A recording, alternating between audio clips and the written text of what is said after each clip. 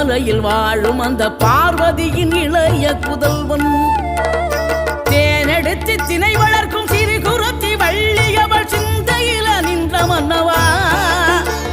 நீ நாடி வரும் பக்தர்களின் நாட்டம் அதை தனித்தருளும் ஞான குருநாதன் அல்லவா, ஞான குருநாதன் அல்லவா.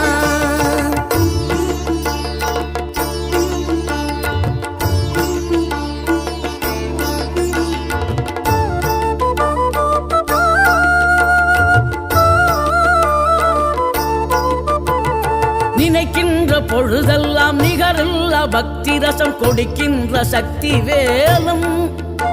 நீ துதிக்கின்ற கணமெல்லாம் இனிக்கின்ற இதயம் தன்னை அழைக்கின்ற வெற்றி